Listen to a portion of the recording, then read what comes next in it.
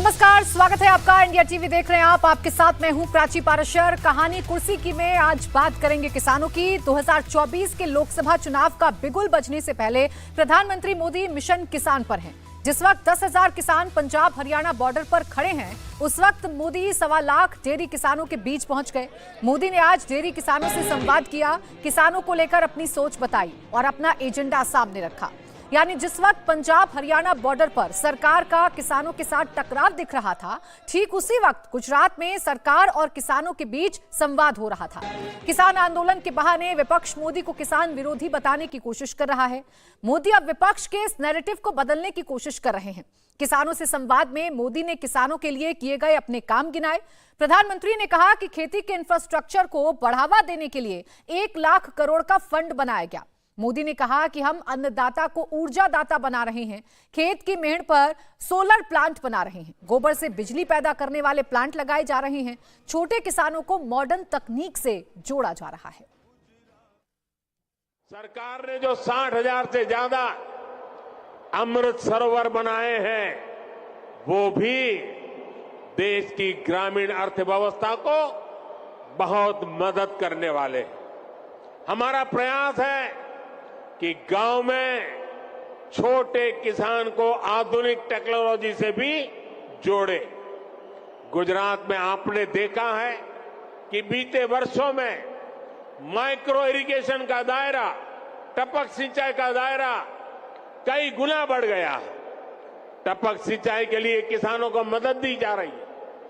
हमने लाखों किसान समृद्धि केंद्र स्थापित किए ताकि किसानों को गांव के निकट ही वैज्ञानिक समाधान मिल सके। जैविक खाद बनाने में किसानों को मदद मिले, इसके लिए भी व्यवस्थाएं बनाई जा रही है।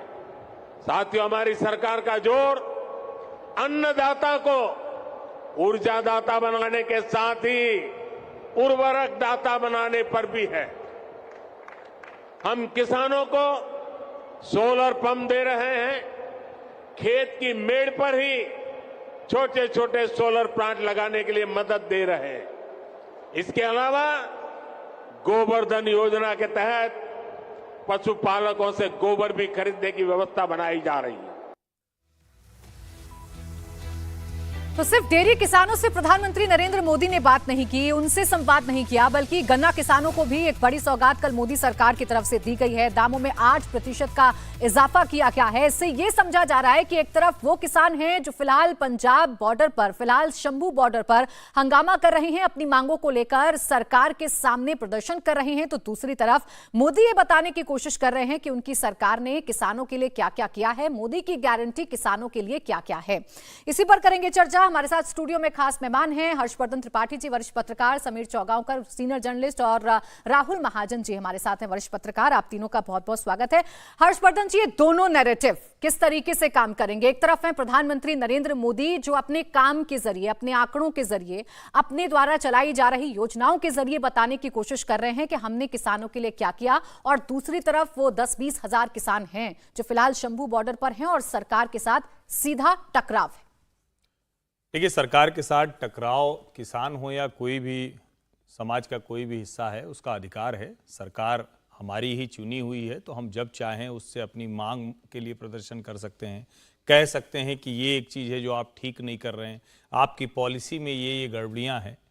लेकिन ब्लैकमेल करने का अधिकार लोकतंत्र में नहीं होता है, और लोकतंत्र में बहुत स्पष्ट तौर पर होता है कि आप अगर किसी सरकार से मानते हैं कि वो सरकार आपके जो भी आप कह रहे हैं उसका विरोध कर रही है, उसकी विरोधी सरकार है, तो आप उसको उखाड़ फेंकिए।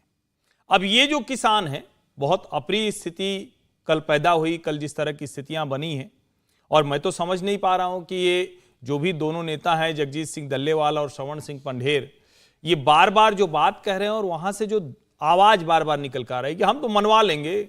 वो राकेश टिकैत बोलते हैं वो किसान जी लौटता नहीं है। जी कमाल है, किसान तो खेत से नहीं लौटेगा, खेत की बात वो करता है, दिल्ली आके नहीं लौटता है। ये तो हम पहली बार सुन रहे हैं, और इस तरह के अंदाज में पहली बार सुन रहे हैं। पिछले हम कहें कि जब से स्वतंत्र भारत हुआ, उस समय से देश की सरकारों ने अलग अलग तय किया, और ऐसा नहीं है कि कोई पहली बार कोई सरकार कर रही है। हर सरकार अपने तय कोशिश करती है, किसी सरकार को यह नहीं लगा कि हम देश में सब एमएसपी पर खरीद सकते हैं। अब 2010 वाला वो राज्यसभा का सवाल जवाब सामने आता है जिसमें कांग्रेस की सरकार थी, साफ साफ कह दिया कि एमएसपी इंप्लीमेंटेबल नहीं है। क्यों नहीं है? क्योंकि वो संभव ही नहीं है। आप इस तरह से अनाज सड़ाने के लिए, बर्बाद करने के लिए किसानों की मेहनत करके नहीं कर सकते। ये जो किसान संगठन है, इनमें से कोई भी आज तक एक मॉडल क्यों नहीं दे पाया, ये सवाल पूछा जाना चाहिए। क्योंकि नरेंद्र मोदी से जब ये पूछते हैं, और पूछना चाहिए, क्योंकि पहला देश का प्रधानमंत्री जिसने दुस्साहस किया कि हम किसानों की आमदनी दोगुना कर देंगे, तो उसने बताया कि भाई स्वामीनाथन साहब ने, जो नेशनल कमीशन ऑन फार्मर्स था, उसने जो जो रिपोर्ट दी है, बीज अच्छा करो, सिंचाई की सुविधा दो, बाजार दे दो, उनको उपज की कीमत तय करने का अधिकार दे दो, एक जगह से दूसरी जगह मंडी को जोड़ दो, मंडी में सबसे अधिक सुविधा दो, क्लीनिंग ग्रेडिंग दे दो, यही तो सारे अर्थशास्त्री बताते रहे ना। ये कौन सा वाला अर्थशास्त्र होगा कि आप उगाइए मेहनत करके, किसान इतना मर के जीवन खपा के करे, और उसको आप कहें कि एमएसपी पे, न्यूनतम समर्थन मूल्य पे आप बेच दीजिए। एक किसान है जो कुछ लोगों की ठेकेदारी लेके बैठा हुआ है, एक वर्ग जो आपको शंभू बॉर्डर पर और खनौरी बॉर्डर पर दिख रहा है, दूसरा एक सरकार है जो करे कि ये तरीका है। जो डेयरी में जो रेवोल्यूशन हुआ वो आज नहीं हुआ है, लेकिन आज उसको आगे बढ़ाने का काम कैसे करना है वो ये सरकार करे। जो पशुपालन में हुआ उसको आज आगे बढ़ाने का काम कर रही। हरित क्रांति और श्वेत क्रांति से हम बहुत आगे बढ़ चुके हैं। अब किसान को ताकतवर बनाने की जरूरत है, उसको सरकार की कृपा से बाहर निकालने की जरूरत है। देखिए, नैरेटिव चेंज करने की जरूरत तो पड़ेगी, क्योंकि विपक्ष पूरा का पूरा किसानों को लेकर मोदी सरकार पर हमलावर है और ये बताने की कोशिश कर रहा है कि मोदी सरकार किसान विरोधी है, इसीलिए किसानों की सुनी नहीं जा रही, इसीलिए ये बैरिकेडिंग्स लगाए जा रहे हैं। ऐसे वक्त में राहुल जी, प्रधानमंत्री नरेंद्र मोदी का किसानों से संवाद करना, अभी तक के जो वोटिंग ट्रेंड्स हैं उसमें तो 50 से 60% किसानों का जो समर्थन है वो मोदी के साथ रहता है, वो भारतीय जनता पार्टी के साथ रहता है। क्या ये कोई फायदा बीजेपी को पहुंचा पाएगा या किसानों को समझाने में कारगर साबित हो पाएगा? देखिए, पहली बात तो ये है कि हम जब किसान की बात करते हैं तो यही किसान नहीं है जो शंभू बॉर्डर पे हैं। 15-16 हज़ार जो किसान वहाँ जुटे हुए हैं, क्या केवल वही किसान है? देखिए, ज़्यादा किसानों की, उन किसानों की ज़रूरत है जो सब्जी उगाते हैं। ज़्यादा किसानों को दिक्कत उन लोगों को होती है जो छोटी छोटी चीज़ें उगाते हैं, जैसे सब्जी। अब क्या होता है कि टमाटर का जो मूल्य है वो अचानक गिर जाता है मार्केट में, उनको टमाटर हमने देखा सड़कों पे फेंकना पड़ता है अपना। आप इस तरह की जो चीज़ें हैं उस पर सरकार ज़्यादा ध्यान दे, या उन किसानों पे ध्यान दे जो कि गेहूं और धान उगाते हैं और उसके लिए एमएसपी मांगते हैं। अब दिक्कत ये है कि क्या यही किसान जो है वो नरेंद्र मोदी या बीजेपी के लिए वोट करते हैं? ऐसा तो नहीं है। अब पंजाब का ही हम एग्जाम्पल ले लें तो पंजाब क्या धान और गेहूं की उगाही में ही जो है वो सबसे अव्वल है? ऐसा भी नहीं है। तो मेरा ये मानना है कि वो किसान जो सच में पंजाब के किसानों से ज़्यादा गेहूं और धान उगा रहा है, वो तो शंभू बॉर्डर पे नहीं बैठा हुआ ना, वो तो ये नहीं मांग कर रहा ना कि हमें ऐसा करके दीजिए। ये वो किसान हैं जिनके, मैं ये नहीं कहता कि उनकी मांग को लेकर उनको अपनी मांगें नहीं करनी चाहिए, उनको ये मांगना नहीं चाहिए। मैं ये ज़रूर कहूँगा कि फिर इस मांगों के पीछे की राजनीति जो है वो ज़्यादा मुश्किल वाली है। जब आपको ये दिखाई देता है कि कोई पर्टिकुलर सरकार, कोई पर्टिकुलर दल जो है वो इन किसानों को शंभू बॉर्डर तक भेज रहा है, उनको फैसिलिटेट कर रहा है, उनको भड़का रहा है, तो ये सारी चीज़ें जो हैं ज़्यादा दिक्कत वाली हैं। और इसमें तब दिक्कत आती है, सरकार देखिए बार बार अपने मंत्रियों को भेज कर बातचीत करना चाहती है, मंत्री सोल्यूशन लेके जा रहे हैं, उन्होंने ये भी कहा है कि हमारे पास और भी सोल्यूशन है, लेकिन आप जो है उनके पहले तो प्रस्ताव सुनते हैं, उससे खुश होते हैं, फिर कहते हैं 2 दिन का समय चाहिए और 1 दिन में ही वो हो जाते हैं। और उसमें भी एक छोटा सा ग्रुप, ये जो बैठे हुए हैं इनका भी एक छोटा सा ग्रुप जो है वो इन्फ्लुएंस करके जो केंद्र का प्रस्ताव था उसे ठुकरवा देता है, उसको गलत करवा देता है। इसी बात को लेकर राहुल जी, कल मैंने राकेश टिकैत जी से बात की, वो ये कह रहे हैं कि बातचीत से क्या होगा, आप समाधान दीजिए ना, आप बातचीत करके हमें बरगलाते हैं, किसानों को बहकाते हैं, इसलिए इस बार किसान वापस तो नहीं लौटेगा। नहीं, तो फैसला कैसे होगा? फिर तो हाँ, ऐसा है ना, दो देशों के बीच में, दो देशों के, मैं ये इसको उससे तुलना नहीं करनी चाहिए, लेकिन 2 देशों की लड़ाई जब होती है तब भी बातचीत से ही फैसले हल होते हैं। ऐसा नहीं है कि वरना नहीं, घर में जो विवाद होता है, आप किसी बात पे नहीं मानते हो तो आप अपने तर्क देते हैं ना। ऐसा थोड़ी ना होगा कि नहीं मैंने तय कर लिया अब तुम ये करो, चाहे वो बच्चा हो या पिता हो, माता हो, कोई भी होगा, ऐसे थोड़े ना देश चलता है। और राकेश टिकैत जिस अंदाज में बात करते हैं, मैं तो कहता हूं कि उनके लिए तो बड़ा अवसर था, वो कोई एक मॉडल तो खड़ा करते, उनके पिताजी इस देश के बड़े किसान नेता थे और वो दोनों भाई बड़े किसान नेता के तौर पर प्रतिस्थापित हुए। क्यों नहीं उन्होंने मुजफ्फरनगर में अपने गांव सिसौली में कोई एक बढ़िया मॉडल किया होता, देश दुनिया के किसान आते और वो कहते कि देखिए राकेश टिकैत और नरेश टिकैत ने ये उस विरासत को आगे बढ़ा रहे हैं, ये एक मॉडल दिया है, चलो इसी को हम सरकार से लागू। इनमें से कोई किसान संगठन कोई मॉडल लेकर नहीं आ रहा है, नहीं बता रहा है कि किसान खुशहाल कैसे होगा, किसान का बच्चा किसानी करे, इसके लिए उसको एमएसपी से काम नहीं चलने वाला है। एमएसपी से वो आपकी बराबरी में कैसे खड़ा होगा, उद्योगपतियों की बराबरी में कैसे खड़ा होगा, जो नौकरी पेशा लोग हैं उनकी बराबरी में। इसीलिए ये किसानों को बरगलाने के लिए कुछ लोगों की दुकान चलाने का जरिया भरा MSP. MSP actually anti farmer होती जा रही है। तो मतलब राहुल जी ये समझे कि ये जो नेता हैं जिनके बयान खुलकर सामने आ रहे हैं, जो चाहे शंभू बॉर्डर पर बैठे हुए नेता हो जो कह रहे हैं किसान अपना आपा भी खो सकता है, चाहे राकेश टिकैत सरीखे जैसे नेता हो, इनकी वजह से क्या हल नहीं निकल पा रहा है? देखिए, नेताओं की अपनी जो है ना वो राजनीति इसके आड़े आ रही है। अगर किसान जो है वो कोई चीज़ मांग रहा है तो उसका एक हल भी हमेशा सरकार के पास रहता है। उन्होंने हल दिया कि 4 फसलें ऐसी हैं जिस पे हम जो एमएसपी है वो दे सकते हैं, इन 4 फसलों का हम जो है काम कर लेते हैं। उससे फ़ायदा ये भी होता कि जो रोटेशन ऑफ क्रॉप है वो होता पंजाब में। जो फसलें जैसे जो पंजाब है उसमें कपास की फसल जिसको लेकर प्रस्ताव दिया भी गया था, कपास की फसल ऐसी है जो कि डिक्लाइन पे है, पिछले कई सालों से वहाँ कपास जो है कम उगाई जा रही है। वहाँ दालों की जो बात की गई उस जो प्रस्ताव था, दालें जो हैं हमें कई बार इंपोर्ट करनी पड़ती हैं बाहर से, तो उसके वो सरकार ने देखा कि अच्छा अगर किसान इसको ज़्यादा उगाएगा तो हमारे को इंपोर्ट कम करना पड़ेगा। तो ये सारे सोल्यूशन जो है सरकार कॉम्प्रिहेंसिव सोल्यूशन देख रही है। इसमें आप जो है ज़्यादा देखिए, किसान वो समृद्ध होता है इस देश में जो कुछ इनोवेशन करता है।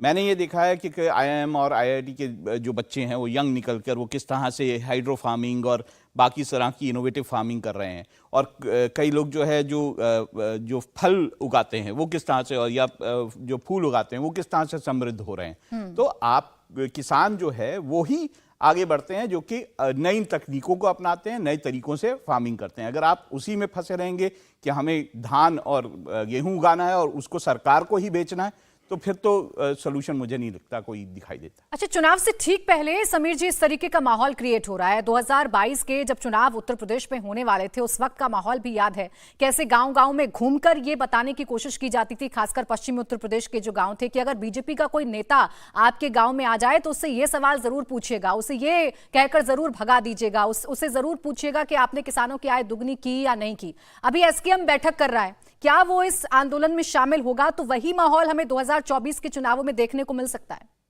निश्चित रूप से मुझे लगता है वही माहौल देखने को मिलेगा, लेकिन देश की जनता और देश के किसान जागरूक है, और इन्होंने जो कोशिश उत्तर प्रदेश विधानसभा चुनाव के पहले पश्चिमी उत्तर प्रदेश में की थी, उसका जवाब वहां की जनता ने अपने मताधिकार से दे दिया है कि देश की जनता किसके साथ है। मुझे लग रहा है यह पूरा जो आंदोलन है, यह जिस तरीके से आप बता रहे थे कि टिकैत ने आपसे, राकेश टिकैत ने बात की और तो कहा था हम बात नहीं करना चाहते, सरकार हमारी बात को माने। समस्या यही है, किसान आंदोलन के जो नेता है वो सरकार से संवाद नहीं करना चाहते। सरकार कितनी भी कोशिश कर ले, वो जानते हैं इस बात को कि सरकार अगर जो भी हमारे पास सॉल्यूशन लेकर आएगी हमें मानना नहीं है, उन्हें पूरा माहौल बना के रखना है। और दरअसल इस पूरे आंदोलन के पीछे जो लोग शक्तियां शामिल है उनके इशारों पर यह आंदोलन किया जा रहा है। मुझे ऐसा लगता है कि सरकार कितनी भी इनके लिए सहूलियतें देंगी, यह आंदोलन रुकने वाला नहीं है। इनका एकमात्र उद्देश्य किसी भी तरीके से केंद्र सरकार को बदनाम करना है और प्रधानमंत्री मोदी को किसान विरोधी घोषित करना है। देखिए, प्रधानमंत्री मोदी लगातार किसानों के लिए काम कर रहे हैं। आज वो अहमदाबाद में हैं, अमूल के इस मोदी काम से कर रहे हैं। कल ही केंद्रीय कृषि मंत्री अर्जुन मुंडा ने कॉल सेंटर का उद्घाटन किया है कि देश का कोई भी किसान सीधे अधिकारी से कॉल सेंटर पर फोन कर सकता है और बात कर सकता है, और अधिकारी भी डायरेक्ट किसानों से बात कर सकते हैं। इसके अलावा आज कल ही घोषणा हुई है कि जो 17वीं जो किस्त है प्रधानमंत्री किसान सम्मान निधि की, वो 28 फरवरी को ट्रांसफर कर दी जाएगी किसानों के खाते के अंदर। तो मुझे लग रहा है कि केंद्र सरकार तो लगातार किसानों के लिए काम कर रही है, बातचीत भी कर रही है, संवाद के लिए बार बार बोल रही है, 4 दौर की बातचीत कर चुकी है, लेकिन किसान मन बना चुके हैं कि सरकार से हमें बातचीत के टेबल पर तो बैठना है, लेकिन सरकार के किसी भी प्रस्ताव को हमें स्वीकार नहीं करना है। हमें किसी भी तरीके से इस आंदोलन को बनाए रखना है, लोगों को भड़काना है, किसानों के मन में सरकार के खिलाफ भावनाएं रखना है, और इस माहौल को किसी भी तरीके से लोकसभा चुनाव तक जिंदा रखना है। मुझे लग रहा है देश की जनता भी जानती है और किसान भी जानते हैं। यह मुट्ठी भर किसान जो इकट्ठे हो गए, जो बड़े 2 नेता इसका नेतृत्व कर रहे हैं, दल्ले वाला और पंडेर, वो कितनी भी कोशिश कर ले, देश के किसान समझ चुके हैं। मुझे लग रहा है इससे भारतीय जनता पार्टी या प्रधानमंत्री मोदी या केंद्र सरकार की छवि खराब नहीं होने वाली है। मतदान के समय किसान सोच समझ कर मतदान करेंगे और वो जानते हैं कि किस व्यक्ति ने किसान के लिए, देश के लिए काम किया है, वो उन्हीं के लिए वोट करेंगे।